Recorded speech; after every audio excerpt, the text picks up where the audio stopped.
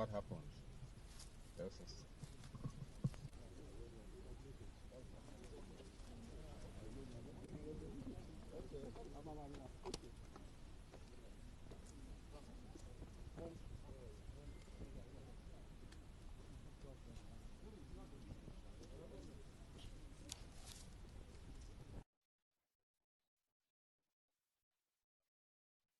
Today, and it's normal as a farmer. I usually go to my farm, so I went to my farm along Boko Road, and on our way back, we started hearing some gunshots. We discovered people who were dressed in black, and from our experience, it was very clear that these are Fulani militia men, bandits. And I do not want to take things for granted, because a few days ago, the media were awash with the communique or the statement from the Fulani Mayatiala, who met in Yola. That is where they met in 2006, and decided that they must take Nigeria as their country, and every other person living here must be slave. That was why they started infiltrating the entire country. And they came out with a statement. I was alarmed, singling me out as the only person who is creating problems for the entire Fulani race in this country. It was quite disturbing. And behind the scene, I also heard that in the meeting, I was targeted for elimination. This was the information I got. And they will go after me, whether in my home or in my farm or wherever they get me. And this is not the first time. I had intelligence before that these people said they were going to kill my security aides and then capture me alive and give me gradual killing. But like I always say, my life is in the hands of God. It's not in the hands of any Fulani man or anybody whatsoever. And I still remain firm. I will fight for truth, justice, equity, and fairness till when God permits that I should not be here again. Then I can go. But it's only God that can permit my exit on this earth. Not any Fulani man. I want to say it boldly. They have no right. They will continue to fail just like they did today.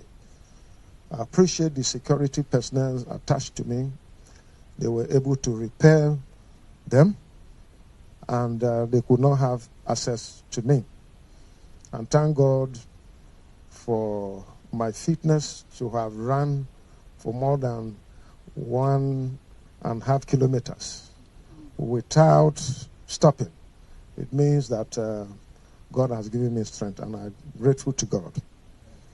And I want to say a quote from Reverend Dr. Martin Luther King Jr., who said, "If peace means keeping my mouth shut in the midst of injustice and evil, I don't want peace.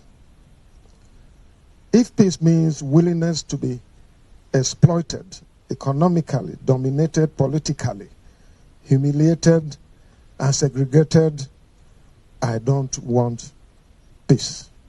Martin Luther King Jr. This is what he said. And I stand with him. I'm not going to subject myself to intimidation of anyone whatsoever. I don't have problems with any Fulani man or Fulani race, but I have problems with Fulani bandits who have vowed to take over Nigeria as their ancestral home. And I say no.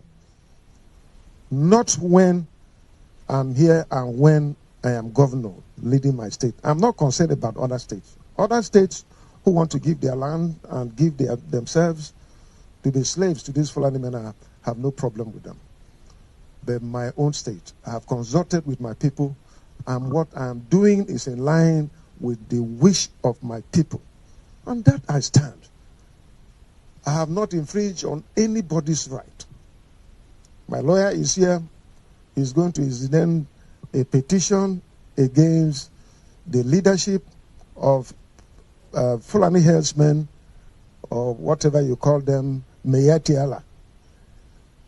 Because they came out to target me, and behind the scene, they have planned to eliminate me. And I'm seeing that on my own land.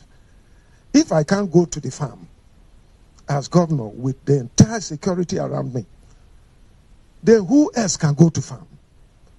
You can imagine the pains that we have here in Benue State. Thank God for Mr. President, who responded to my letter that anyone with AK-47 should be shot at sight. I'm yet to see that. Let me see it happening in Benue State. I have reported this to the security agencies, and I hope that this will be done so that the land will be safe for our people to go back to farm and do their work and survive and live their life. Here in Benue State, we're not against Fulani men. We're not against Hausa, Igbo, any tribe, even white people. We are ready to provide land for ranching. That is what the law says. I don't know what this set of Fulani men who come from Niger, from Mali, from Chad, from Senegal, from other parts of the world, they have destroyed Mali completely. Nothing is happening there. They have destroyed Libya. They have destroyed several African countries with their aggression and think that they will come here and destroy Nigeria. I don't know what they mean. We are not against Fulani people who legitimately want to do their business here, including cattle rearing. But you must ranch. That is the law. And we are in a democratic era. And democracy is anchored on the rule of law. I don't know why people will come from somewhere and think that they will not obey the laws of the land.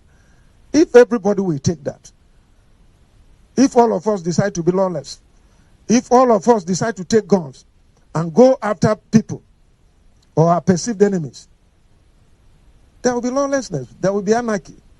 And who knows what will happen. I want to call on Mr. President. I want to call on the security agencies to fish these people out. They are in the forest between Makudi and Abinti. They are living there, and they are coming out to commit atrocities, evil, rape women, kill our people, maim them, destroy our farmlands, and do all this. And anytime our livestock go after them, our security agencies go, they run back to the forest, across the river. This is not fair. I'm going to make a petition against the leadership of Meyetiala because they are responsible for making arrangements to try to eliminate me. But I want to assure them that until God permits, they cannot. They cannot do that because I have not committed any crime. I have not done any evil against anyone. Throughout my more than 40 years political experience, I have not injured anyone with a pin, talk less of knife. I have not done it because that is not the way to go. In my pursuit for power, I've always known that power belongs to God and He giveth it to whosoever He will. And that is it. So I don't know why these people think wherever they are getting their destiny. But up to today, I've been calling for the arrest of these people since 2017. And they are going about their normal business in Abuja, in Yola, in Kano, everywhere, without security men inviting them for questioning. And the worst thing that pains me is these people are protected by our Nigerian security men, our taxpayers' money, our security men that are inadequate because of the crisis caused by this Mayatiala. And the police are still protecting them. What is the reason? Are we second-class citizens? I'm not second-class citizen to anyone in this country. I pay tax, just like any other person, and I'm law-abiding, and I hope that the security agencies will question these people, why they should single me out in their Yola meeting, and behind the scene, giving orders for me to be eliminated, and I have seen the result today.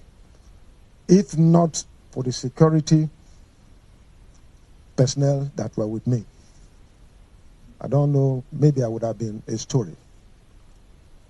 So that is it, but I'm going to make a petition to the president and to the security agencies for the leadership of Mayatiala to be arrested. They have no right. What they are doing is not correct, and government must not fold its hands.